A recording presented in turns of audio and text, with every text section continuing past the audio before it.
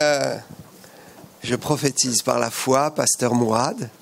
On n'appellera plus ce frère frère, et il faudra commencer à l'appeler pasteur. Oui, je crois que nous en avons discuté. Je suis certain que c'est une nouvelle saison pour sa vie.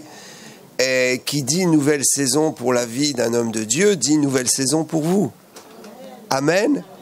Si c'est une nouvelle saison pour le berger, alors les brebis doivent être dans l'allégresse. Parce que c'est aussi une nouvelle saison pour le peuple de Dieu, que le nom de Jésus soit glorifié. Nous nous réjouissons pour la croissance des églises lorsque cela est selon le plan de Dieu et que nos conducteurs spirituels sont vraiment ceux que Dieu a élus et choisis. Alléluia.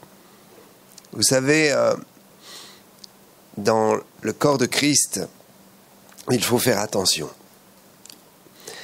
Je crois que Dieu nous donne l'intelligence et nous demande aussi de faire attention et de nous mettre en garde. Dieu nous met en garde sur la façon dont nous allons gérer notre vie chrétienne et sous quelle autorité on va se mettre. L'onction en nous va grandir et croître en fonction de beaucoup d'éléments, et notamment en fonction de notre capacité à savoir dire oui et à savoir dire non, à savoir choisir qui sera la couverture spirituelle de notre vie. Dieu a envoyé des pasteurs pour l'édification du corps de Christ, pour votre édification. Dieu a envoyé des pasteurs pour édifier les chrétiens en vue de l'œuvre de Christ qui est prolongée en vous par le Saint-Esprit. Comprenez bien, l'œuvre de Christ qui est plantée en vos cœurs, c'est l'onction en vous. Cette onction en vous doit grandir. Elle grandira dans l'œuvre de Christ. Elle grandira dans l'action du ministère de Christ en vous. Christ n'a pas fini d'agir. Depuis 2000 ans, Christ continue son ministère sur la terre et dans les cœurs par le Saint-Esprit. Et il faut faire attention, parce que le Saint-Esprit utilise des hommes de Dieu pour parfaire Christ en vous et pour être l'élément visible que Dieu utilise pour la croissance de votre vie intérieure, pour l'élévation de votre onction intérieure. Le Saint-Esprit en vous révèle Christ, jour après jour. Le Saint-Esprit en vous prolonge l'œuvre de Christ. Le Saint-Esprit en vous, c'est Christ en vous qui continue son ministère dans votre propre vie. Et comment est-ce que Christ fait concrètement pour prolonger son ministère en vous? Il utilise les hommes de Dieu pour votre édification. Donc il faut faire attention, il y a les faux pasteurs et il y a les vrais pasteurs dangereux. Autrement dit, il y a les faux pasteurs et il y a les pasteurs dangereux. Nous devons vraiment faire une différence. Le faux pasteur, c'est celui qui n'est pas appelé. Si vous vivez la vie de l'esprit, vous allez le voir tout de suite. Tout de suite. Vous allez voir qu'un homme se tient derrière la chair et il n'est vraiment pas appelé à être pasteur. Quittez son autorité. Il n'y a pas besoin de vous enseigner pour vous dire comment reconnaître le faux pasteur du vrai pasteur. Ça, c'est pas un problème pour vous, pour moi. C'est facile pour un chrétien de dire « Waouh, ce gars-là, il nous prêche, il tient l'église, mais vraiment, il n'a pas les caractéristiques d'un pasteur, il n'est pas appelé, ça se sent, ça se voit. » Si vous n'êtes pas né de nouveau, vous ne pourrez pas faire la différence. Si l'onction de Christ n'est pas en vous par la nouvelle naissance, vous ne ferez pas la différence. Un païen qui n'a pas connu la nouvelle naissance et la régénération de l'esprit, un païen qui ne sait pas ce qu'est l'onction en nous, ne fera pas la différence. Mais un chrétien de nouveau n'a pas besoin qu'on l'enseigne sur ces choses. L'onction en nous nous enseigne. Nous voyons très bien si quelqu'un est appelé ou n'est pas appelé. Et ça se discerne très vite. Si vous avez un doute, c'est qu'il est appelé. Mais s'il n'avait aucun doute, c'est qu'il n'est pas appelé. Quittez son autorité et ne vous mettez pas sous sa couverture spirituelle. Très important. Nous vivons dans ce monde, notre vie chrétienne, sous des couvertures spirituelles. C'est important. Dieu l'a voulu comme ça. Pourquoi ? Parce que c'est la garantie de ne pas travailler isolé, de ne pas faire d'échecs. La garantie de ne pas tomber dans l'hérésie, c'est d'avoir une couverture spirituelle. Moi-même, j'ai un père spirituel qui est ma couverture. Il y a la couverture spirituelle de l'homme de Dieu sur nous et il y a la couverture spirituelle de l'Église. Très important. La couverture spirituelle de l'Église garantira que l'hérésie ne pénétrera pas pour détruire votre onction, l'onction en vous et l'onction qui se manifeste sur nous.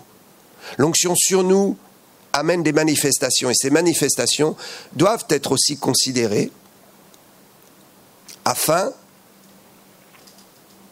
de ne pas porter caution à des manifestations qui ne viennent pas de Dieu. Donc, j'explique qu'il y a une couverture spirituelle.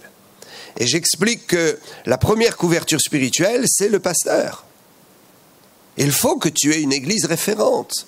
Il faut que tu te sentes attaché à une église locale, afin d'identifier ton appartenance à l'église universelle. Et il faut que tu puisses dire, j'ai un pasteur référent dans ma vie. Et même si je ne suis pas très fidèle et très assidu au culte, je m'identifie et je sais que je suis membre d'une assemblée locale et je sais qu'il y a un pasteur à qui je peux tout dire et qui me considère comme sa brebis. Et je le considère comme mon pasteur. C'est lui ma couverture. Alors donc il y a les faux pasteurs, vous les reconnaîtrez très vite si vous êtes nés de nouveau. Et il y a l'autre problème, les vrais pasteurs. Les vrais pasteurs, ouin, et les vrais pasteurs, ouin, mais dangereux.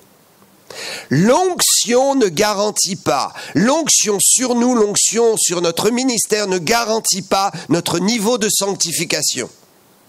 Quoi ? L'onction sur nous n'est d'aucune manière la garantie de la sanctification de l'homme. Donc il y a des pasteurs dangereux, des pasteurs qui abusent des brebis, des pasteurs qui vivent dans la pornographie, des pasteurs qui vivent dans le mensonge, des pasteurs qui vivent dans la fraude, dans le vol,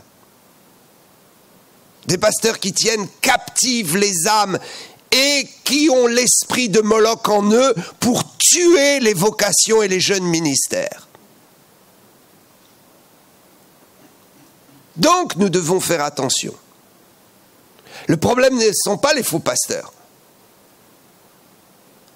Nous sommes suffisamment intelligents pour quitter une église qui est dirigée par un homme qui n'a jamais été appelé par Dieu. Mais le problème, c'est dans les vrais. Il faut discerner ceux qui marchent dans la sanctification, qui sont une bénédiction, une bonne couverture pour nous, et ceux qui sont dangereux parce qu'ils sont appelés.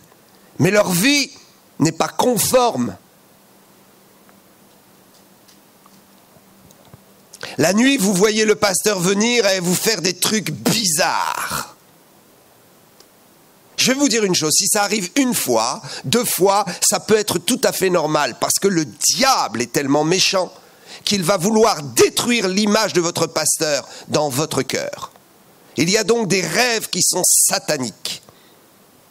Il y a des rêves qui sont le produit de notre imagination. Je vais vous dire un secret. L'onction rend amoureux. Quoi ? L'onction rend amoureux. Nous sommes amoureux de Jésus parce qu'il est oint. Et un pasteur qui est loin attirera l'attention. Spirituellement, il y a quelque chose qui se déclenche dans l'amour de Dieu qui est très proche de l'amour que la chair recherche. Je dis toujours aux pasteurs qui sont loin, faites attention. Aux jeunes que je forme qui sont loin, faites attention. L'onction rendra amoureux de votre personne les femmes faibles et les hommes qui ont des tendances à aimer les hommes. Ce que je vous dis est très sérieux. Nous sommes dans un séminaire où nous voulons ne pas nous adresser aux chrétiens comme s'ils étaient encore des enfants, des bébés spirituels. Je crois qu'il faut parler des choses clairement et qu'il faut apprendre les mystères de l'onction. J'ai mis 42 ans à apprendre les mystères dont je fais l'objet dans ma prédication et que je vous partage actuellement. Donc, il faut faire attention aux vrais pasteurs qui ne marchent plus dans le sérieux de l'évangile et la sanctification. Ce qui se produit, vous pouvez rêver, une femme peut rêver du pasteur bizarrement, il y a un truc qui se passe qui n'est pas pur. Le diable fait ça. Parce que le diable veut détruire l'image de votre pasteur alors qu'il n'a aucune intention, que vous n'avez aucune intention. Mais la nuit, le diable vient et il veut vous détruire et vous faire fuir l'église et il veut vous montrer quelque chose d'abominable et vous allez dire « Ouah, c'est Dieu qui me parle » ou « le pasteur a un démon et je dois fuir cet homme ». Si ça arrive une fois ou deux, restez tranquille, ça peut être normal.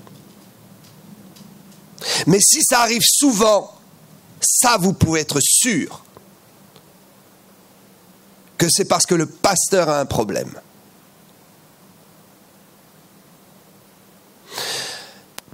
Une autre chose, si vous n'avez pas de problème avec la pornographie, les choses sexuelles, que vous n'avez pas de problème avec le vol, avec la médisance ou des choses que nous rejetons pour que l'onction en nous grandisse, nous rejetons ces choses-là et ce péché.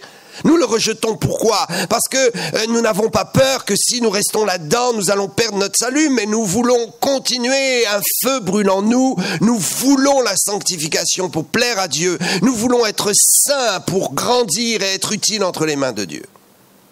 Il y a donc les vrais pasteurs qui ne se sanctifient pas, et ils ont l'onction, parce que Dieu les a oints, mais ils ne sont pas sérieux. Et quand ils mettent la main sur vous, vous n'avez pas de problème, vous partez chez vous et au bout de quelques jours, vous commencez à avoir des problèmes que vous n'aviez pas avant. Ne vous laissez pas imposer les mains par n'importe qui. C'est un grand danger. Je suis contre, je suis fondamentalement pentecôtiste. Et je suis heureux d'avoir gardé ma doctrine et d'avoir évité de me compromettre dans des courants, dans des modes. Il y a certaines modes que nous devons combattre et en tout cas dans lesquelles nous ne devons pas rentrer. Une des modes, c'est que, alléluia, l'onction est là. L'onction sur l'homme de Dieu, l'onction corporative descend dans l'assemblée et on est tous heureux. Et voilà l'erreur fondamentale. Le pasteur dit on s'aime tous, on est tous heureux, on est tous bénis. Imposez-vous les mains les uns les autres. Ne faites jamais ça. Imposez la main à votre voisin, priez pour lui. Ne faites jamais ça. Grave erreur. Si votre voisin, vous ne connaissez pas sa vie, il peut être un vrai chrétien, mais un chrétien non sanctifié. Il pose la main sur vous, vous ressentez quelque chose parce qu'il y a une onction, mais votre onction intérieure est détruite. Pourquoi? Parce que par l'imposition des mains, il y a un transfert spirituel de quelque chose. Et voilà qu'il y avait des tendances que vous n'aviez pas, et subitement vous quittez la réunion, et une semaine après, vous êtes embêté par des tendances tentées dans des domaines dans lesquels vous n'étiez jamais tenté. Et vous commencez à avoir des rêves à répétition qui sont malsains. Donc, le vrai pasteur peut être oint, mais si sa vie n'est pas conforme, il vous polluera. Il continuera à dispenser une onction qui viendra sur vous, mais votre onction en vous sera détruite. L'onction en nous grandit par la sanctification. C'est la présence de Christ. C'est Christ en nous. Marcher droit, chercher la sanctification, vouloir plaire à Dieu, rejeter tout ce qui pollue notre âme et le péché, ça édifie l'onction en nous. La croissance de Christ en nous. Mais l'onction sur nous est un don. C'est un feu. Et nous pouvons ressentir cette onction sur nous et nous même la manifester. Elle n'influera pas et elle ne sera pas en contact avec notre vie de sainteté et de communion avec Jésus. Le vrai pasteur corrompu ira même jusqu'à flirter avec la sorcellerie et l'occultisme. Quand donc? Quand l'onction sur lui diminuera. Le phénomène est le suivant. L'onction en vous ne pourra jamais disparaître. Elle pourra s'éteindre et diminuer, mais elle sera toujours là. L'onction sur vous ne sera pas permanente et pourra disparaître. Celui qui est un vrai pasteur et qui ne se sanctifie pas, qui joue avec Dieu et qui foule aux pieds les principes de la vie chrétienne, de la sanctification et de la lutte contre le péché.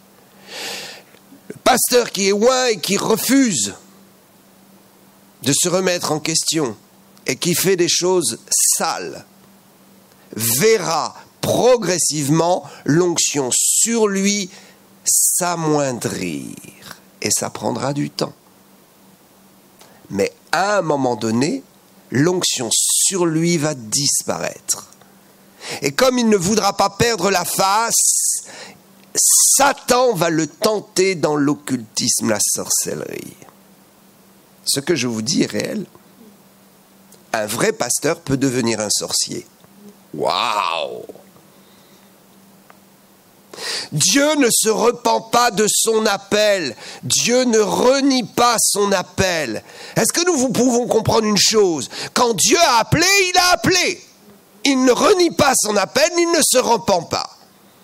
Il a appelé, Dieu a choisi, la personne est rentrée dans le choix de Dieu. Big problème. La personne est rentrée dans le choix de Dieu et la seule disqualification, c'est la personne elle-même qui pourra le faire. Quoi donc? Si tu es appelé et oint pour le ministère, toi seul pourras te disqualifier.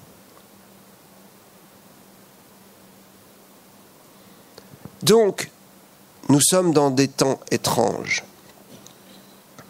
où d'un côté, celui qui se sanctifie encore davantage, mais où celui qui se corrompt encore. Nous voyons des choses abominables. Des pasteurs qui étouffent les brebis. Je parlais de l'esprit de Moloch. Qu'est-ce que l'esprit de Moloch? Moloch est une divinité qui, du temps d'Israël, combattait Israël, était une divinité païenne. Les Philistins, les Amoréens, les Cananéens adoraient cette divinité. Mais cette divinité est un esprit, c'est un prince de ténèbres. Et qu'est-ce que réclamait cette divinité? Le sacrifice humain. Ils offraient des bébés et des enfants en sacrifice à Moloch. L'esprit de Moloch demeure. Écoutez bien. Quand l'esprit de Moloch ne peut pas pousser pousser un homme à sacrifier physiquement une vie, l'esprit de Moloch pousse cette personne à détruire les vocations, les enfants spirituels. Waouh! Dans le monde, Moloch agit aussi, mais il agit particulièrement dans les milieux religieux. C'est son terrain de prédilection. Et où est-ce que Moloch agit particulièrement? Partout où le peuple de Dieu est en action. Il y a des pasteurs qui détruisent et qui mangent littéralement, qui font couler le sang innocent spirituel. Je parle ici dans le monde spirituel, des vocations. Des jeunes qui ont des vocations incroyables et qui sont l'enfant spirituel du vrai pasteur, mais ce vrai pasteur n'est plus conforme. Et qu'est-ce qu'il fait maintenant? Il tue la vocation. Nous n'avons plus vraiment de vocation en France. Est-ce que Dieu a cessé d'appeler les jeunes? Non, Dieu n'a pas cessé d'appeler. Mais le problème, c'est que les couvertures spirituelles et les autorités spirituelles ont cessé de libérer les ministères. Et la plupart se sont fait avoir, sans s'en rendre compte, par l'esprit de Moloch qui est venu dans leur cœur par la puissance de la jalousie. Le vrai pasteur dangereux, c'est celui qui est tombé dans l'orgueil et la jalousie. Le vrai pasteur dangereux, ce n'est pas forcément celui qui fait des choses impures, nous l'avons évoqué, mais c'est aussi celui qui refuse de laisser les sentiments de Christ apparaître en lui, s'exprimer pour édifier le corps. Les pasteurs dangereux sont ceux qui sont tombés dans l'orgueil et qui ne veulent absolument pas que leur enfant spirituel entre dans le ministère et reçoive l'onction sur eux. Ils veulent garder l'onction pour eux. L'onction sur nous est tellement importante. Tellement importante. L'onction sur nous permet à l'onction en nous de s'activer. C'est une relation entre les deux. Et le pasteur dangereux, qui est un vrai pasteur, qui est tombé dans l'orgueil, l'avarice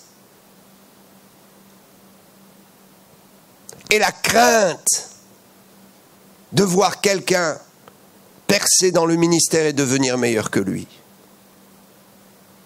Le pasteur dangereux, c'est celui qui est tombé dans l'avarice. Combien de vrais pasteurs appelés par Dieu ont un grand problème avec l'argent?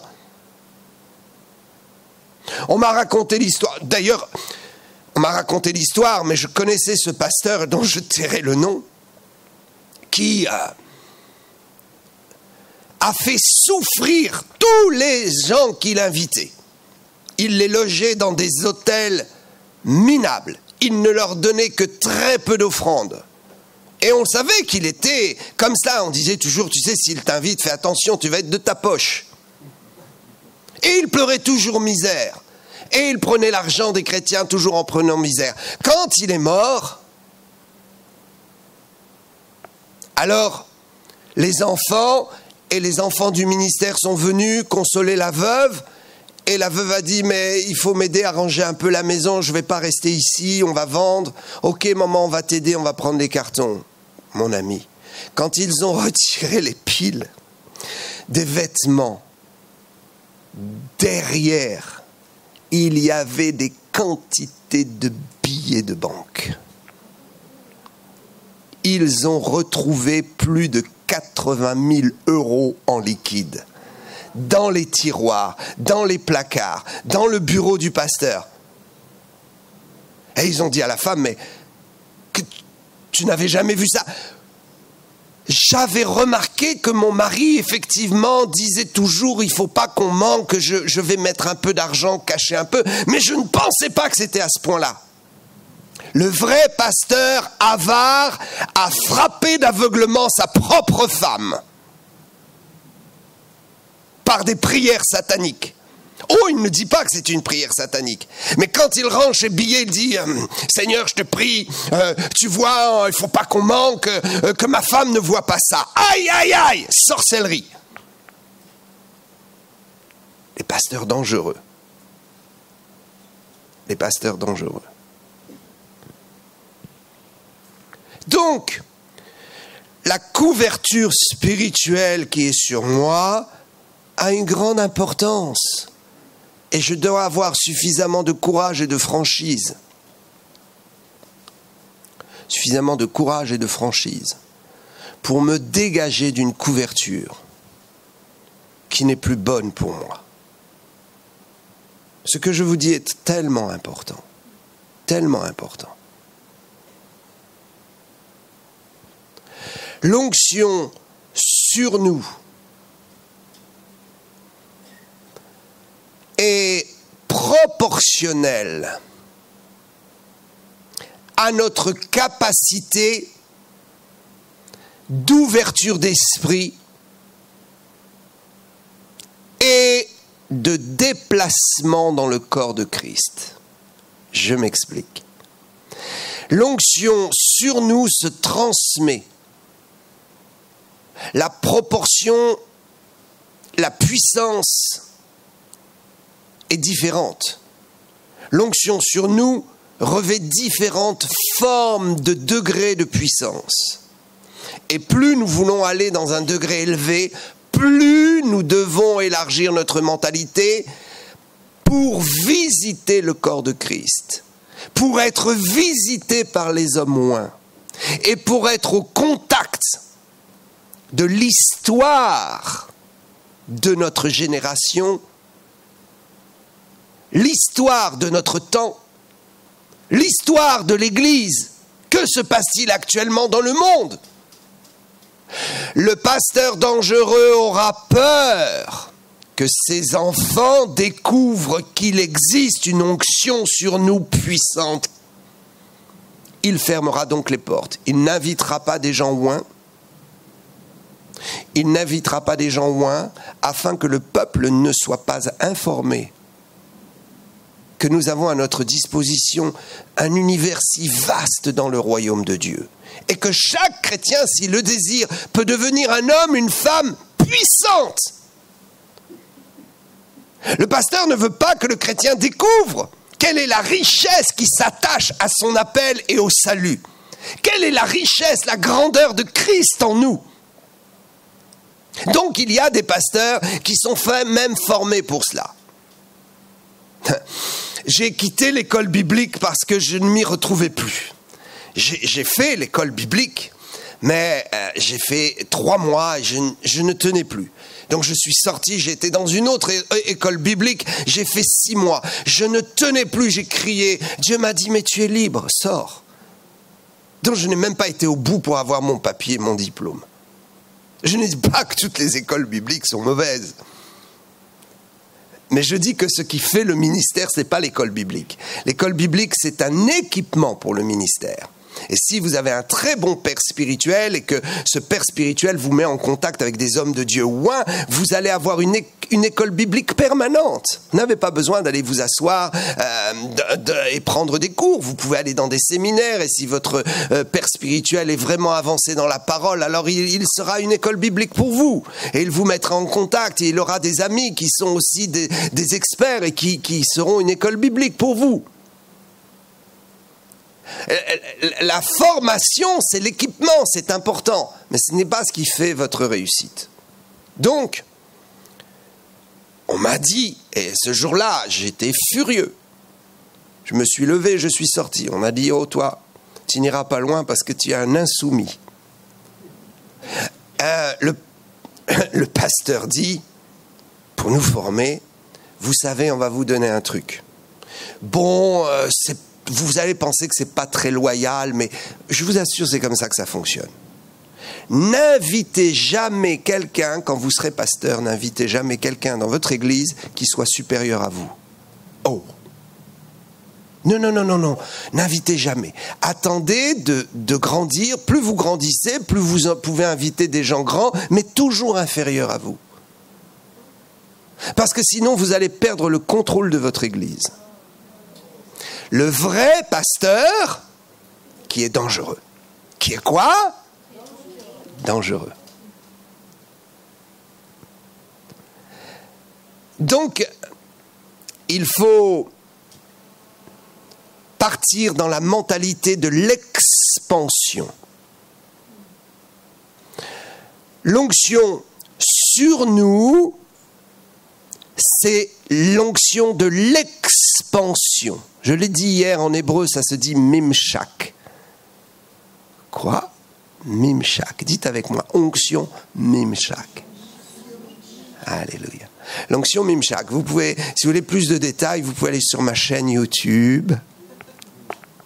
Daniel Vindini sur YouTube. Et vous cherchez, vous allez trouver onction mimshak. Vous marquez, ça va apparaître. Pour ceux qui sont friands également, je le rappelle, de connaître le mystère d'Israël. Je me suis enfermé pendant un peu plus de 3 mois. J'ai cherché la face de Dieu. Dieu m'a dit, fais des émissions sur Israël. J'ai dit, je ne suis pas très à l'aise avec cela, Seigneur, parce que moi, j'ai plein de choses dans ma tête sur Israël, mais je ne crois pas que ça va intéresser les chrétiens. Dieu me dit, détrompe-toi, fais-le. Donc j'ai fait 18 émissions que j'ai appelées « Israël prophétique ». Vous allez découvrir des choses extraordinaires à propos d'Israël, du plan de Dieu pour Israël, qui nous concerne directement. Alléluia. Donc, onction mimshak, c'est l'onction de l'expansion. C'est-à-dire que l'onction sur nous nécessite une vision large. L'onction sur nous est une onction qui descend quand le peuple de Dieu est rassemblé et quand ceux qui sont loin sont invités et sont approchés. Alléluia. Je peux édifier ma vie personnelle et faire grandir mon onction intérieure avec le pasteur et mes cultes réguliers. Mais si je veux accélérer et si je veux avoir une onction sur moi pour la puissance, pour les miracles, pour les dons spirituels, il faut que j'élargisse mon champ. Il faut dire, ma maison est ici, je ne quitterai pas ma maison, mais je vais me ressourcer ailleurs, parce que dans ma maison, il n'y a pas, le pasteur n'a pas l'onction sur lui dans la dimension plénière. Il faut donc que j'aille voir à droite et à gauche, que je puisse me ressourcer auprès de ceux qui ont une onction sur eux différente de celle de mon pasteur. Alors il faut faire attention évidemment parce qu'il y a des charlatans. C'est pourquoi il faut faire attention aux manifestations. Quand vous voyez, je vais vous donner un truc, ok? Une des manifestations premières, c'est quand l'onction descend et sur nous, on chancelle et le corps ne tient plus et on tombe. Alors ça ne veut pas dire qu'on va tomber à chaque fois. Ça ne veut pas dire qu'il faut se laisser tomber. Mais ça veut dire que si ça nous arrive, il ne faut pas bloquer l'esprit. Il faut le laisser pénétrer en nous et laisser la manifestation se produire. Parce que l'onction sur nous est répandue et celui qui la reçoit peut la bloquer. Mais, comme c'est quelque chose qui est le plus fréquent dans une des premières manifestations de l'onction sur nous manifestée, répandue, certains utilisent et ont des trucs pour faire croire que le manteau est sur eux. Donc il faut faire très attention. Ce sont des pasteurs vrais, mais dangereux. Ils font comment? Viens mon frère. Tu veux faire l'exemple un peu? Regardez, par exemple, le pasteur va commencer à hurler, crier, et tu vas être déstabilisé. Et donc, il se positionne légèrement ici, il met la main et il tourne. Et il te déséquilibre. J'en ai même vu faire ça et mettre le pied derrière pour... Ou alors ils te font tourner en rond pour t'étourdir afin que tu tombes. Ou alors carrément, ils te poussent N'avez jamais vu ça? Alléluia, shaya kashaya. Faites attention à ceux qui poussent les gens. Merci.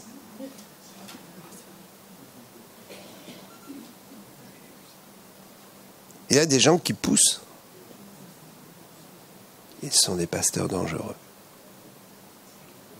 Si Dieu le fait, il le fait. S'il ne le fait pas, restons tranquilles. L'onction sur nous est déversée sur les autres. Et il y a des manifestations. Et la manifestation peut être que quelqu'un tombe. Mais la manifestation peut être aussi que cette personne ne tombe pas et pourtant elle reçoit l'onction. Elle reçoit une puissance. Elle est guérie. Elle est délivrée. Une manifestation qui se produit souvent quand l'onction de puissance contre les démons est sur nous, les gens vomissent. Ça, on ne peut pas le produire. Mais si ça arrive, il ne faut pas se retenir. Il faut libérer. Pourquoi ? Parce que la sorcellerie peut faire que vous avez mangé quelque chose et on a mis un fétiche en vous et il faut être libéré. Toutes les actions où nous vomissons sont vraiment des actions de libération de quelque chose. Et il ne faut pas en avoir honte. On a tous besoin de libération. Ok. J'ai tellement de choses à dire, mais je vais essayer d'être concentré sur ce que le Saint-Esprit veut que je dise maintenant. Parce qu'il y a tellement de choses à dire à propos de l'onction et du Saint-Esprit, puisque les deux sont liés. On ne peut pas parler d'onction sans parler du Saint-Esprit. Et il serait vraiment dommage de parler de la personne du Saint-Esprit sans parler du système de l'onction. C'est un système dans le royaume qui fonctionne. Il faut savoir comment les principes du royaume de Dieu fonctionnent. Il y a des principes dans le royaume de Dieu et ça fonctionne. Donc il faut savoir comment ça fonctionne. Donc ce que je voulais vous exprimer, c'est que je me recale sur mes notes. Voilà. Ok. Je voulais vous dire qu'il y a 9 buts du ministère de l'Esprit. Vous avez compris hier, pour ceux qui étaient là, si vous n'étiez pas là, je pense que tout est enregistré, vous pouvez acheter, le pasteur Morad m'a confirmé que vous pourrez avoir ça sur des clés USB. Il y a plusieurs heures, puisque j'ai passé vraiment du temps dans l'enseignement. Parfois on passe beaucoup de temps dans l'enseignement, parfois on passe plus de temps dans l'exercice du ministère, dans la prière et la délivrance. Mais je crois que c'est important, et c'était important, très important de passer du temps pour bien comprendre les choses. Alléluia. Donc il y a 9 buts du ministère de l'Esprit. J'ai expliqué donc hier que l'Esprit a démarré son ministère au jour de la Pentecôte.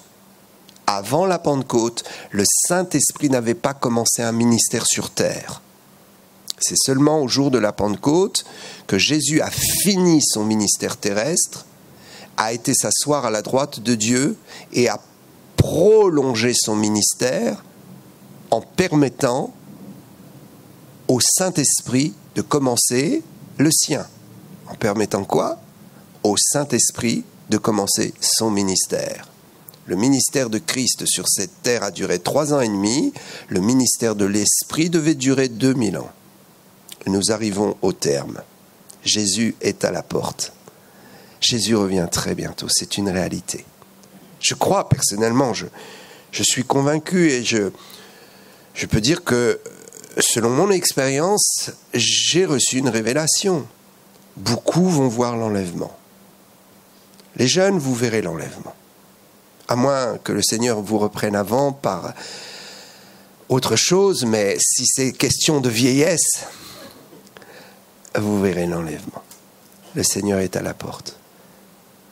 Donc, le ministère de l'Esprit va cesser au moment où l'Église va être enlevée. L'Esprit va être enlevé de sur terre. Mais il sera toujours présent, comme il était présent dans l'Ancienne Alliance. C'est pourquoi des gens vont se convertir pendant les 7 ans de tribulation.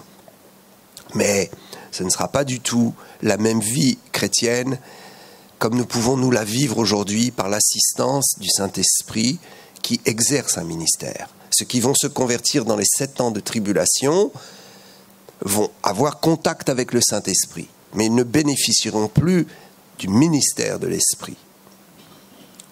Ok, donc les 9 buts du ministère de l'Esprit, nous trouvons premier, je vous donne les références, on n'a pas le temps de détailler, vous pourrez le détailler vous-même ou demander à votre pasteur de détailler. 1, il convainc de péché, Jean 16, 8 à 11.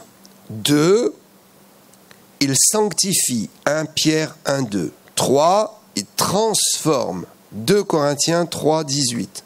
4, il révèle la parole, Jean 16, 13 à 14.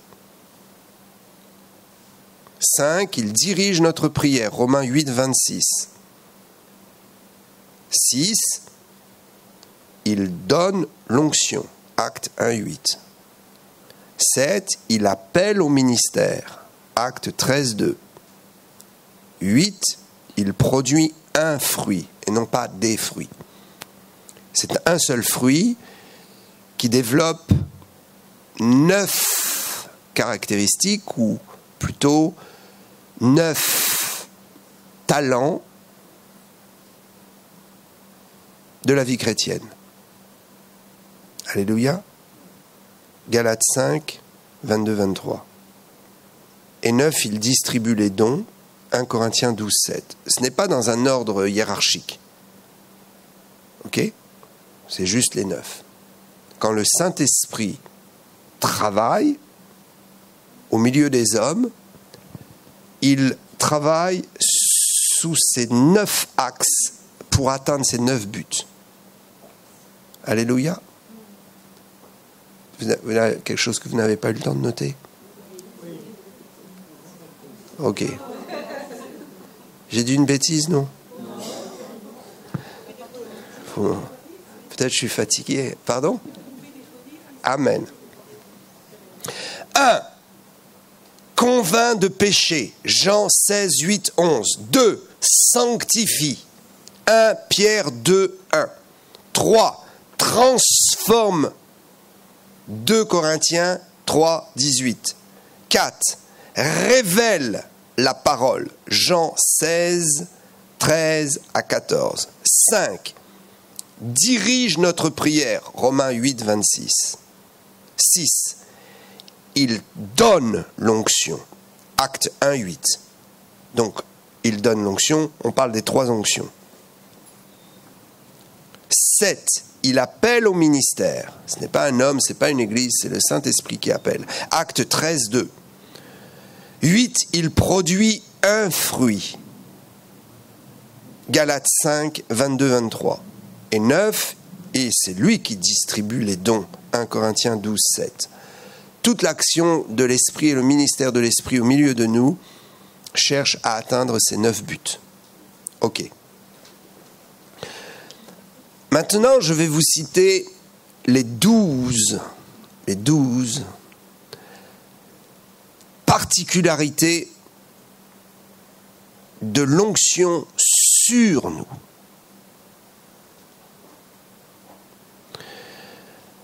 Ces particularités, nous l'avons compris. L'onction sur nous peut connaître différents degrés de puissance.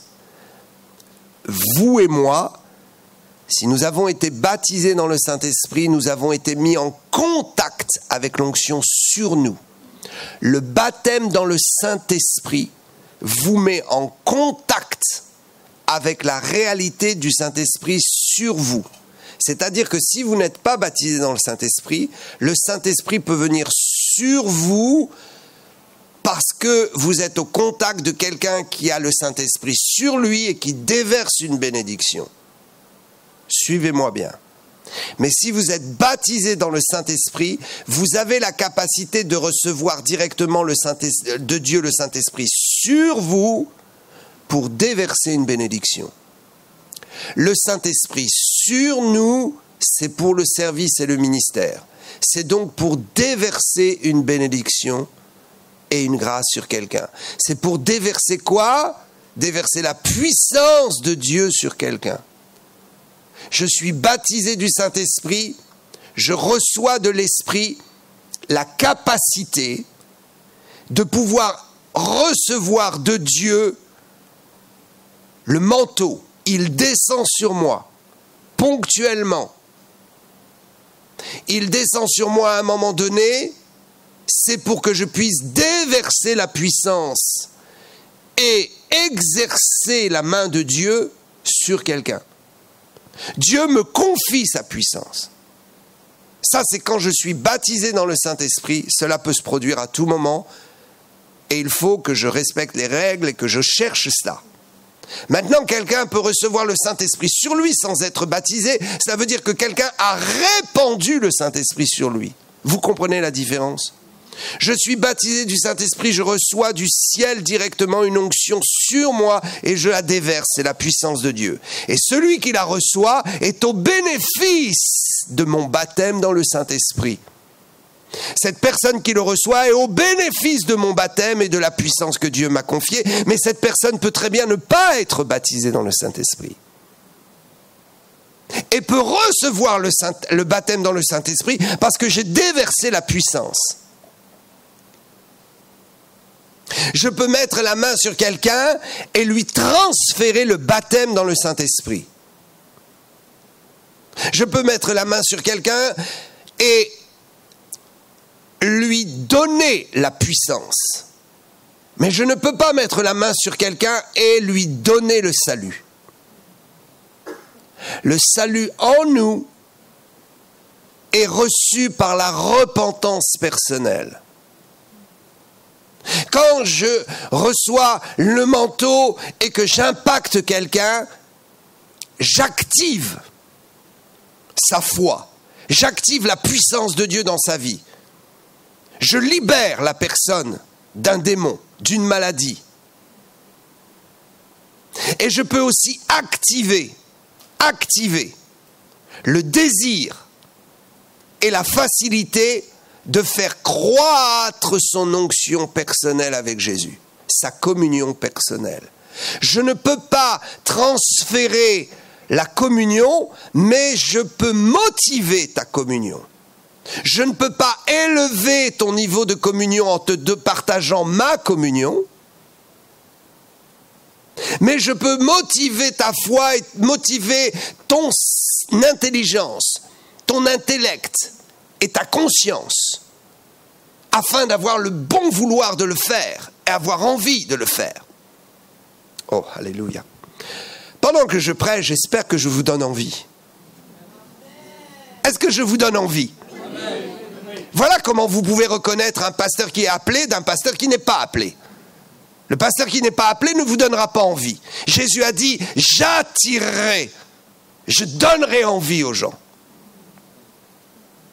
C'est cela qui est important. Donc, quand le Saint-Esprit sur nous se manifeste, parce que nous avons été baptisés dans le Saint-Esprit, nous le recevons de Dieu. Et le Saint-Esprit est à tout moment prêt à nous surprendre. Quand le manteau vient sur nous, c'est toujours pour un but dans l'exercice de la puissance. Et il faut arriver à discerner. Et je vous avoue, au début c'est pas facile, mais après ça devient très facile. Quand vous êtes baptisé dans le Saint-Esprit, alléluia, vous vous mettez à parler en langue, c'est fait, vous avez le contact avec cette possibilité. Il y a un manteau que Dieu a cousu pour vous et il est prêt. Des fois, Dieu vient, il le met sur vous, il le retire, il le remet. Vous pouvez être saisi dans le bus, dans le métro, à la boulangerie, à la caisse du supermarché. Vous payez, le manteau descend et vous êtes rempli de force, de puissance. Et vous dites à la femme de la caisse, je prophétise, je te dis, Dieu me montre et tu es guéri maintenant. Nous devons arriver à voir ces choses. Je me promenais au supermarché et j'étais pressé, je n'étais pas du tout dans la prière. Et que se passe-t-il ? Le manteau descend sur moi au moment où je croise un homme, tout rouge, un peu bizarre. Et je me mets à la puissance me saisit et je le pointe du doigt. Je dis esprit d'alcoolisme, pars! Et l'homme tombe à terre, un païen. Il ne comprend rien. Les gens autour pensent qu'il est saoul, il est tombé. Mais le problème, c'est qu'il se met à genoux et il se met à vomir. Il a vomi une quantité de liquide alcoolisé. J'ai dit, c'est pas possible. L'onction sur toi te saisit et t'oblige et te pousse à expérimenter et à dispenser la puissance de Dieu.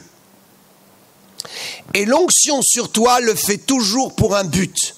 C'est-à-dire que le Saint-Esprit veut travailler dans un certain domaine. Il vient dans l'assemblée, dans le culte, il vient dans la réunion et le Saint-Esprit veut travailler dans un certain domaine. Par exemple, le domaine de la guérison. Donc il fait descendre le manteau sur l'homme de Dieu et il fait descendre ce manteau dans une caractéristique de puissance qui est spécifique à la guérison. Spécifique à quoi? À la guérison. Parce que le Saint-Esprit veut guérir. La puissance de Dieu se manifeste de différentes façons et elle est spécifique en fonction du besoin. Peut-être vous avez un appareil et vous avez besoin du 220 pour le charger, mais peut-être cet appareil fonctionne avec du 110 ou du 12 volts. L'intensité peut être différente, mais la caractéristique de l'impulsion peut être différente aussi.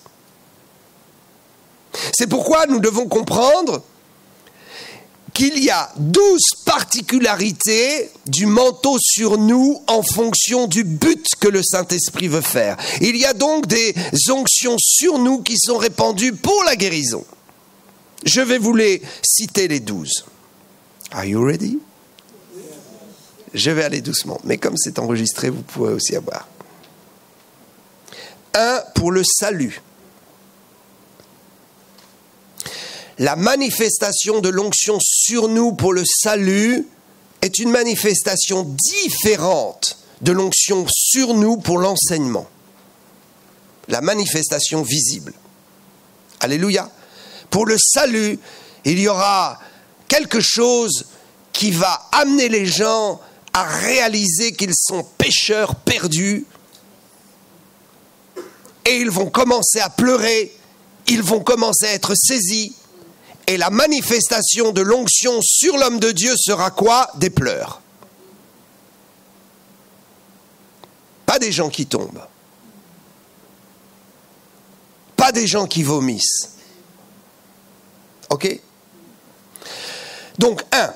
Pour le salut, acte 2, 41, Jean 16, 8. Ce n'est pas hiérarchisé, je le répète. Mais c'est les 12. L'enseignement, acte 19, 9 à 11. Pendant que je vous enseigne, certains ont pu sentir la présence, mais surtout la puissance de Dieu. Pourquoi? Parce qu'un manteau vient sur moi, parce que je suis oint pour l'enseignement. Et à chaque fois que j'enseigne, ça fonctionne systématiquement, le manteau descend. Si vous êtes appelé à quelque chose, baptisé dans le Saint-Esprit, vous avez un manteau. À chaque fois que vous ferez ce que Dieu vous avait demandé de faire, immédiatement, le manteau descendra sur vous pour cela. Si vous me demandez de prophétiser, ce n'est pas mon appel. Alors je peux être oint pour prophétiser, un manteau prophétique vient sur moi, ça m'arrive des fois. Mais je peux pas dire allons-y, je prophétise. Mais un prophète, dès qu'il est dans l'exercice du ministère, aura le manteau pour la prophétie et pourra prophétiser autant qu'il veut. Vous comprenez? De l'enseignement, acte 19, 9 à 11. L'enseignement est un manteau, est une puissance. Quand Paul dit qu'il prêche et qu'il annonce le royaume de Dieu avec puissance, il parle de la puissance visible en fonction des onctions, mais il parle aussi de la puissance de l'enseignement. La manifestation du manteau pour l'enseignement et de la puissance de l'enseignement sera une manifestation intérieure dans notre esprit, un enthousiasme, un engouement pour Dieu, une envie de faire des choses pour le Seigneur, de s'engager plus. Quelque chose qui vous saisit, quelque chose qui vous transporte, quelque chose qui se manifeste à l'intérieur et sur vous. Mais ce n'est pas des vomissements, ce ne sont pas des pleurs. Vous comprenez?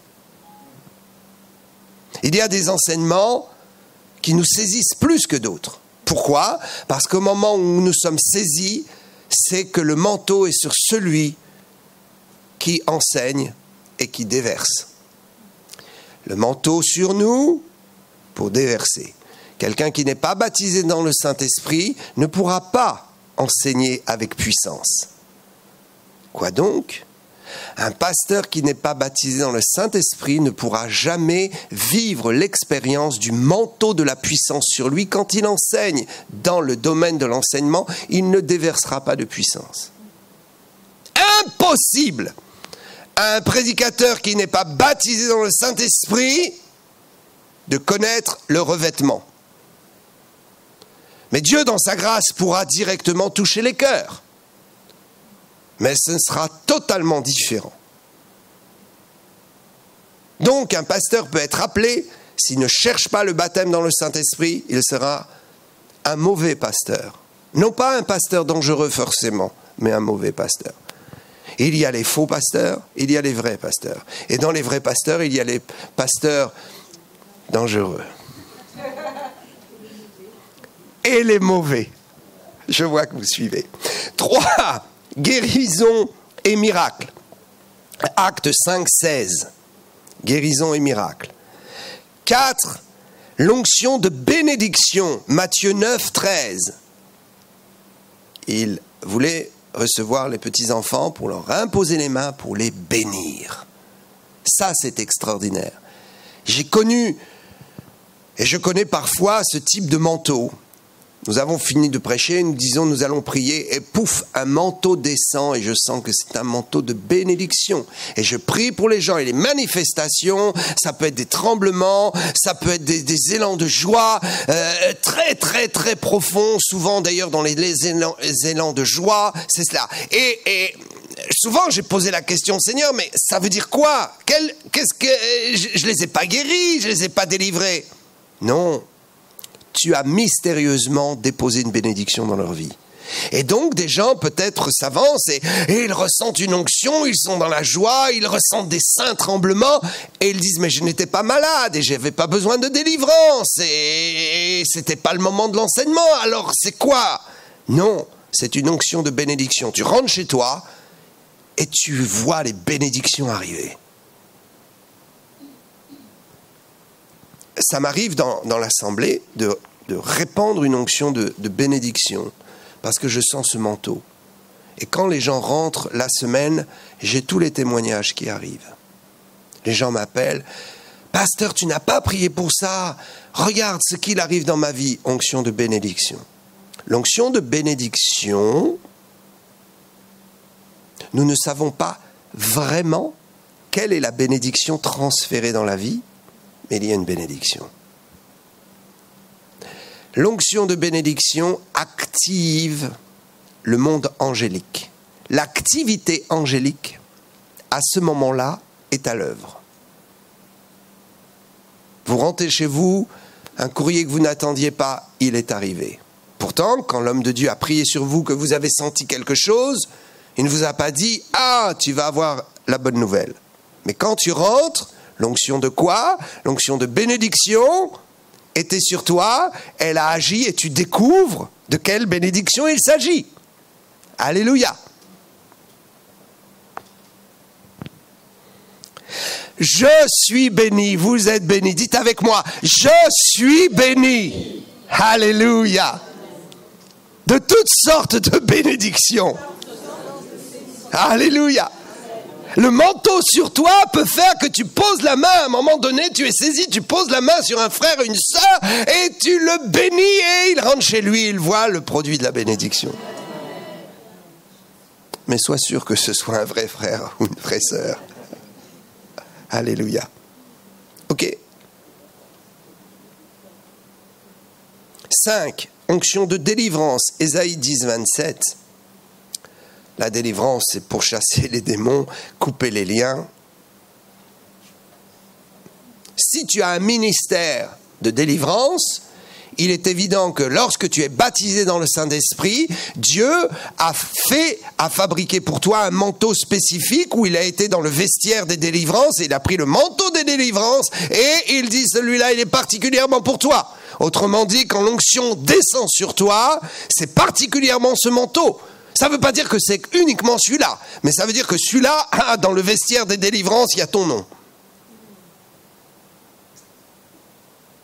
Parfois, Dieu peut prendre le manteau de la guérison. Ce n'est pas ton ministère. Il n'y a pas ton nom dessus, mais il l'est pris du vestiaire parce que le Saint-Esprit veut guérir et c'est toi qui prêches ou qui enseigne dans ta maison ou qui est en train d'exhorter quelqu'un. Et le manteau descend et tu es poussé et tu as la foi et tu sens la puissance pour prier et la guérison s'opère. La guérison est opérée, le manteau est retiré, il est remis dans le vestiaire. Je suis persuadé que nous avons tous un ministère. Écoutez-moi bien, les 12 axes, les 12 particularités du travail de l'onction sur nous correspondent à des appels et des ministères. Quand nous parlons de ministère, nous parlons de service. Ministère et service, c'est pareil. Il faut faire la différence entre tous les ministères et les 5 ministères.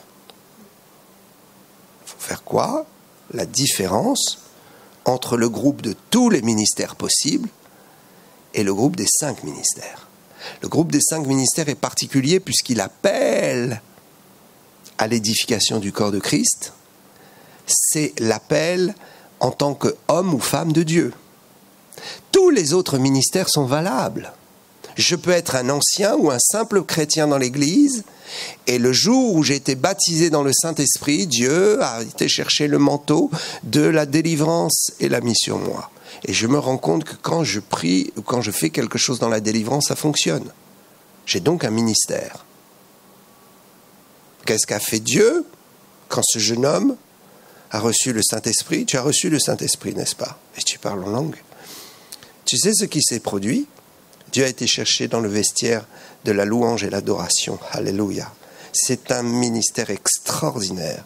Il a pris, il a mis ton nom dessus. Et il a mis le manteau. Et à chaque fois que tu chantes, tu te rends peut-être pas compte, mais tu es oint. C'est-à-dire que l'onction vient, le manteau vient, et tu déverses la puissance. Tout à l'heure, tu as chanté 2 chants particulièrement, où la puissance de Dieu s'est manifestée dans nous, sur nous. Nous l'avons senti. Nous avions envie de danser, de trembler, de bouger. La puissance électrique était là. Est-ce que vous êtes d'églises différentes?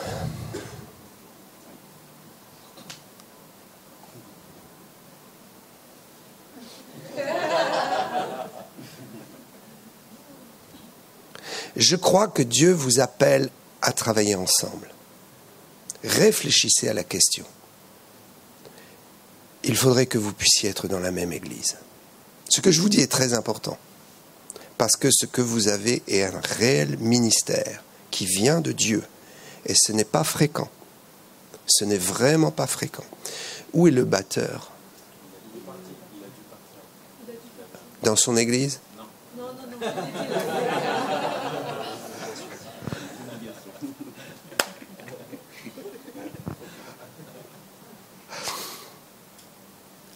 Ce garçon, c'est le Saint-Esprit qui vous l'a envoyé. Je parle par l'Esprit et je dis ce garçon, c'est Dieu qui l'a envoyé. Votre équipe est constituée par la volonté, écoutez bien, non permissive, parfaite de Dieu. Vous avez un grand appel et une grande destinée pour ce que Dieu va commencer à faire ici en France. Vous avez une réelle onction et un véritable manteau. Il va falloir entretenir ce manteau. Ce séminaire, c'est quoi? Je vais vous le dire, parce que Dieu me dit de vous le dire. Ce séminaire a été fait pour vous, pour d'autres aussi, mais pour vous particulièrement. Et si je ne suis venu que pour vous, j'ai tout gagné. Le Saint-Esprit a voulu vous faire réaliser quelque chose que vous ne réalisez pas. C'est l'onction sur vous et le manteau sur vous. Quand vous chantez, réalisez cela. Dieu vous utilise. C'est un vrai ministère. Il met un manteau et quand vous chantez, vous déversez la puissance de Dieu. C'est réel. Vous avez la capacité de guérir les cœurs brisés. Le manteau qui est sur vous est un manteau de puissance dans la louange qui se manifeste avec une caractéristique. Je ne sais pas si vous avez déjà remarqué ça. Peut-être vous n'avez pas l'occasion de discuter avec les gens ou de voir ce qui se passe. Mais en esprit, je vois que votre louange guérit des cœurs meurtris. Maria Kashikola Bassan, des femmes abusées, des femmes battues, des jeunes filles qui cherchent le mariage et qui souffrent dans la solitude. Des cœurs meurtris, des cœurs tristes sont régénérés par l'onction et le manteau qui est sur vous.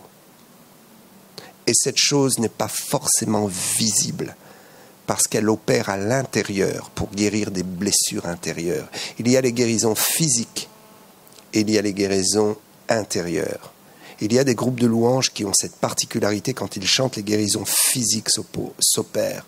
À travers leur ministère de louange, ils ont un manteau pour la louange et le manteau de la guérison vient se mêler. La guérison physique. Mais vous, c'est une guérison très profonde intérieure. Une autre addition se fait, je vous parle dans l'esprit, c'est la réconciliation des cœurs avec Dieu. L'envie de reprendre le chemin avec le Seigneur. La guérison de ceux qui ont été meurtris à l'intérieur, la réactivation d'un désir profond de se reconnecter à la présence de Dieu et de réenclencher une vie spirituelle intérieure. Ça, c'est ce qui se produit quand vous chantez. La joie également, mais la joie, c'est spécifique à tous les manteaux d'onction pour la louange. Je crois que vous devez réfléchir au fait que vous devez être ensemble dans la même église. La deuxième chose, la première, je parle par sagesse pastorale. Vous devriez être dans une même église. Non pas le Seigneur le dit, mais moi je le dis par sagesse et par expérience. Maintenant, ce que je voudrais ajouter, compléter, je crois que vous répétez beaucoup. Vous êtes très sérieux entre vous. Très, très sérieux. Mais vous avez besoin d'être promu. Et c'est le Seigneur qui le dit. Par les médias. Est-ce que vous avez une chaîne YouTube ? Dieu veut bénir si Dieu veut vous bénir à travers une chaîne YouTube, ça c'est pas moi qui le dis, c'est l'Esprit. Il faut absolument commencer une chaîne YouTube. Vous allez vraiment impacter et vous allez commencer à créer une dynamique dans votre groupe. Ce que Dieu vous a donné n'est pas pour vous, il est pour l'Église. Ce n'est pas juste un amusement, on s'est trouvé entre chrétiens, c'est super, on fait des choses bien et ça s'arrête là. Non, non, non, non, non, non. C'est Dieu qui l'a fait. C'est très sérieux. Quand vous allez arriver au ciel, vous allez avoir des comptes à rendre par rapport à ça. C'est donc très important de consolider votre unité dans l'esprit. C'est pourquoi je dis en tant que pasteur et dans la sagesse, pour consolider votre unité dans l'esprit, il faudrait mieux que vous soyez dans la même assemblée, sous la même couverture spirituelle. Quoi qu'il en soit, il faut continuer à consolider votre unité. Et le Seigneur veut absolument que vous développiez et que vous fassiez du travail sur une chaîne YouTube qui va faire des vues, qui va être connue et qui va enclencher des invitations. Votre ministère ne doit pas être statique et sédentaire. Il faut que ça aille au-delà des murs de cette ville. Est-ce que vous avez choisi un nom de groupe ?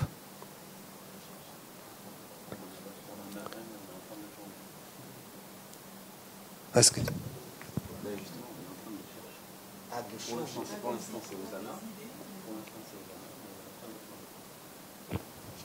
Ok, il faut prier et vous arrêter, faire un beau logo et prendre ça très au sérieux. Ce que je ressens, c'est que vous êtes très content de le faire, mais vous n'avez pas pris conscience que c'est un véritable ministère que Dieu établit parce qu'il y a un réel besoin et Dieu va se servir de vous. Il y a des groupes qui ont échoué en France. Mais vous n'échouerez pas. Vous n'échouerez pas. Et je suis heureux de ce que le Saint-Esprit vous a permis d'être là, pas simplement pour faire un service, mais pour recevoir une conviction et un engouement pour dire oui, quand je chante un manteau descend, j'ai la puissance de Dieu. Et une puissance se manifeste. Pourquoi ? Pour guérir les cœurs. Vraiment. Pour d'autres choses, mais vraiment pour cela. Vraiment pour réconcilier des gens qui ont quitté le chemin de l'Évangile et qui vont avoir envie de retrouver une église. Des gens qui ont été meurtris par des pasteurs, des églises, et qui vont reprendre courage grâce à la dynamique particulière que le Saint-Esprit met dans votre groupe. Alléluia. Alléluia. Que Dieu soit loué. Nous étions au autre baptême du Saint-Esprit, acte 2, 4. Distribution des dons, 1 Corinthiens 12, 8. Prophétie, 1 Samuel 19, 20. Appel au ministère, acte 13, 2. La joie, 1 Thessaloniciens 5, 16, Hébreux 1, 9. L'adoration, Jean 4, 24. Et la prophétie, 1 Roi 3, 13. Dieu me parle. Je sens quelque chose d'une faveur du Seigneur sur vous. Vous allez faire des concerts, vous allez faire des concerts, vous allez remplir des salles. Priez, jeûnez, consacrez-vous, mais Dieu va ouvrir des portes. Je vous prophétise ça avec grand sérieux. Ok, je reprends. Pour le salut, acte 2, 41, Jean 16, 8. 2. L'enseignement, acte 19, 9 à 11. La guérison et miracle, acte 5, 16. La bénédiction, Matthieu 9, 13. La délivrance, Ésaïe 10, 27. Le baptême du Saint-Esprit, acte 2, 4. La distribution des dons, 1 Corinthiens 12, 8.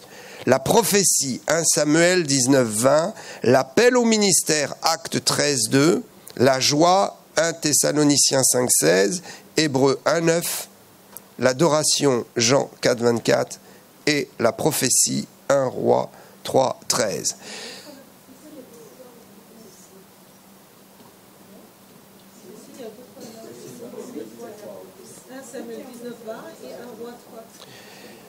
Effectivement. Donc, il y a la prophétie et le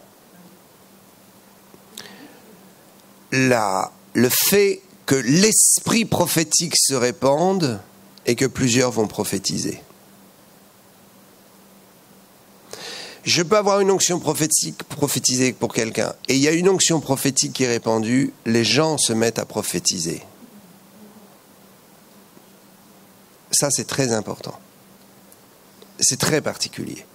Je ne parlerai pas du ministère de prophète, mais souvenez-vous quand même que dans la prophétie, il y a 3 dimensions.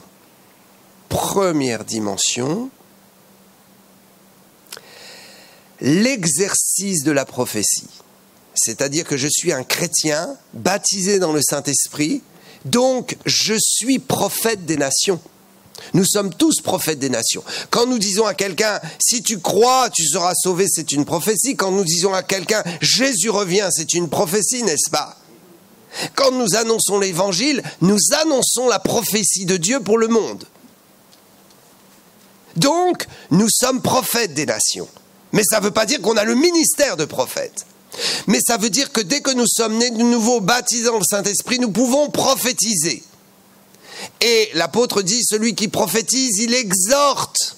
Le premier niveau de prophétie, nous pouvons tous l'atteindre, nous pouvons tous prophétiser dans le domaine de l'exhortation et de la consolation. J'exhorte quelqu'un, je le console par une promesse biblique, je suis en train de prophétiser pour sa vie, et peut-être sans m'en rendre compte, je suis peut-être en train de lui apporter une réponse à un problème. Donc, dès l'instant où vous avez quelque chose qui vous saisit pour exhorter quelqu'un, faites-le, c'est prophétique. Donc, il y a l'exercice de la prophétie. Deuxième niveau, il y a le don de la prophétie. C'est différent. Le don de la prophétie, c'est le Saint-Esprit qui décide de venir sur vous, de vous saisir, afin que vous prophétisiez non plus dans une exhortation, mais dans une révélation précise de quelque chose. Le don prophétique peut s'exercer publiquement, sans que l'on sache à qui ça s'adresse. Généralement, on commence comme ça. Et ensuite, le don prophétique peut s'affiner. On va donner une prophétie publique et Dieu nous dit pour qui c'est. Et puis, nous pouvons aussi être saisis, localiser quelqu'un et dire « Dieu me parle, je vais te dire cela ». Donc, le don de la prophétie peut être ponctuel. Tout chrétien doit exercer de temps en temps dans sa vie chrétienne le don. Le don est aussi une forme du manteau sur vous. Un manteau descend, vous sentez quelque chose, une puissance, un équipement. Dieu vous fait prophétiser. Et il y a ceux qui ont reçu le don quasi permanent et qui vont l'exercer souvent. Mais ce n'est pas le ministère. Il faut faire différence entre le chrétien qui a la grâce et qui de temps en temps vit une vie chrétienne normale, donc il va prophétiser parce que le don prophétique vient sur lui, et celui qui reçoit un don prophétique quasi permanent. Je peux être amené à prophétiser sans avoir reçu un don prophétique. J'ai reçu un don ponctuel. Parce que quand je prophétise par l'esprit, c'est un don, mais il est ponctuel. Mais je peux aussi recevoir un don qui est comme un manteau qui s'installe et qui revient souvent. Mais ce n'est pas le ministère. Il y a des gens qui ont reçu un don prophétique quasi permanent et ils marquent sur leur carte de visite « prophète ». Ils sont quoi? Ils sont des faux prophètes parce qu'ils ne sont pas appelés à être prophètes. Et ça, c'est très dangereux. Très dangereux. Beaucoup, c'était une mode, ils ont exercé un peu la prophétie, donc ils se prennent pour un prophète. Faux, parce que le troisième niveau, c'est le prophète. Et le prophète est un des 5 ministères. Il va donc enseigner les chrétiens. Le prophète enseigne, le prophète édifie la vie, le prophète fait des séminaires pour élever la vie des chrétiens.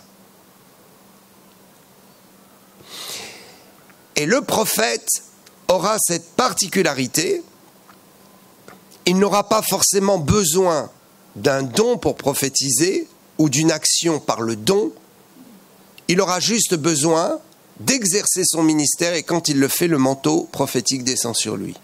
C'est pourquoi nous pouvons voir des choses étranges, des prophètes, on ne comprend pas, c'est dans notre mentalité française, on ne comprend pas cela. C'est un peu... On fait 5 minutes de pause. Ok. Je finirai avec le prophète après? Ou je finis puis on fait 5 minutes de pause? Bon, ils veulent que je finisse juste 5 minutes et on fait la pause. Donc, ceci est très très important.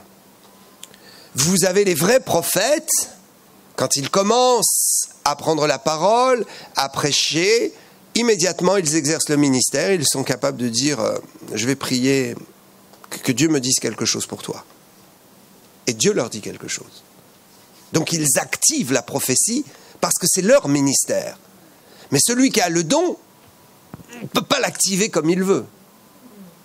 Il doit attendre que Dieu active le don en lui.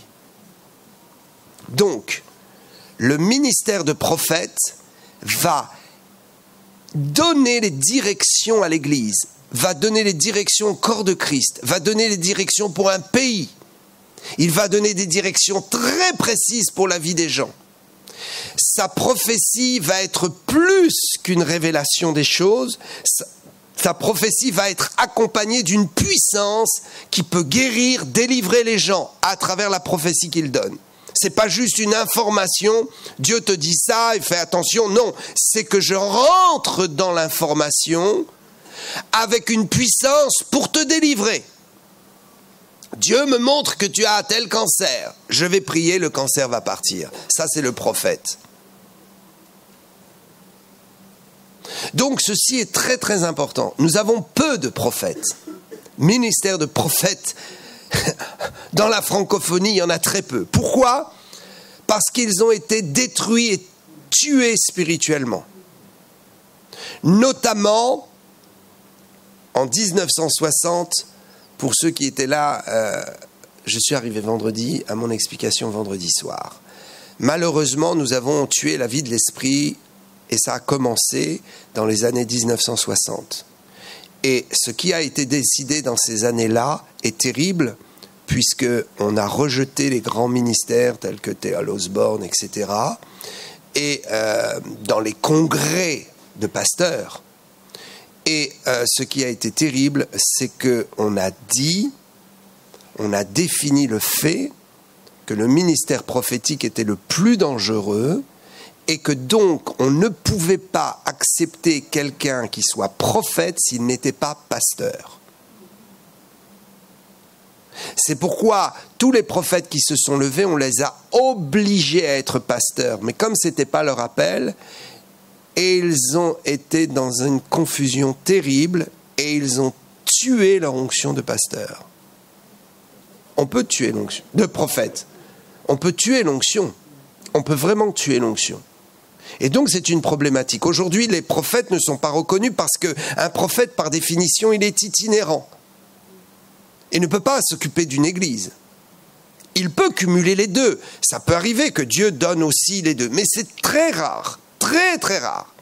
La caractéristique du prophète, c'est qu'il doit être tellement concentré, il est tellement près de l'activité du royaume de Dieu et de la présence de Dieu que même ça lui fait peur. Il est toujours dans le trouble, il est souvent en décalage avec la réalité.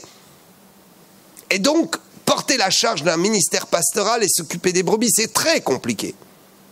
Je disais qu'on peut cumuler les ministères entre eux, mais il y a des ministères qui se marient mal entre eux. Notamment le ministère de prophète et de pasteur, parce que s'il est prophète, il ne doit pas connaître la vie des gens. S'il est pasteur, il va connaître la vie des gens. Donc comment peut-il prophétiser convenablement derrière ? L'évangéliste et le pasteur, ça se marie bien. Parce qu'un évangéliste doit avoir un cœur de pasteur. S'il n'a pas un cœur de pasteur, il est fichu. Et le pasteur doit avoir un cœur d'évangéliste, parce qu'il faut qu'il fasse grossir son église. Amen. Donc, cela veut dire quoi ? Cela veut dire que depuis les années 60 en France, 1960, nous avons amené la confusion et fait peur aux gens, et nous avons tué nos prophètes. Que Dieu change la chose. Que Dieu change la chose. Et que nous puissions trouver de vrais prophètes qui soient élevés. Que Dieu soit béni, on va faire notre pause. Amen. Alléluia. La troisième onction se manifeste et va en tout cas se révéler dans votre vie. Vous vous souvenez, la troisième onction, c'est pour le service du ministère spécifique, ce à quoi vous êtes appelés dans l'œuvre de Dieu. Donc n'hésitez pas à prier, à chercher, à voir avec les pasteurs qu'est-ce que vous pouvez faire et comment vous pouvez être utile, que en tout cas ce séminaire puisse vous apporter la grâce d'une ouverture pour passer à l'action. Je dis toujours quand j'enseigne que l'enseignement n'est rien et n'a aucune valeur si nous ne passons pas à l'action, si nous ne mettons pas en pratique ce que nous avons entendu et si ce que nous avons entendu ne provoque pas quelque chose de concret dans notre vie pour le Seigneur et pour construire notre destinée. Alléluia. Donc on a suffisamment enseigné, on a beaucoup enseigné, il faut le temps de digérer, c'est ça ? Il faut le temps de digérer tout. Je crois que vous pourrez acheter les clés, c'est ça, avec les enseignements pour écouter. Vous pouvez également me suivre sur Internet. Vous pouvez m'écrire si vous avez eu des bénédictions. N'hésitez pas à nous écrire par la voie de Salut pour le monde. Le site Internet, ne confondez pas la chaîne YouTube, parce que des fois, on tape Daniel Vendini et donc YouTube s'affiche. Vous allez sur YouTube et vous avez les vidéos YouTube, mais c'est pas le site. Le site, c'est réellement ce qui gère donc mon église et mon ministère. Et donc sur le site, vous allez voir l'équipe qui travaille avec moi. Il y a les photos, c'est très bien fait. Et puis vous avez le lien contact. Vous pouvez écrire, poser des questions ou demander des choses, garder le contact, ça nous fait toujours plaisir. N'oubliez pas que moi je ne suis juste que de passage dans votre vie. Ce qui est important, c'est votre église et votre pasteur. C'est là que vous construisez. Mais si on est là pour vous aider, on le fera dans le cadre du respect des autorités pastorales et dans le cadre de l'unité pour faire grossir le corps de Christ. Amen. Je crois que le temps va venir où nos lieux de culte seront trop petits. Il faut continuer dans cette espérance et dans cette foi. Amen.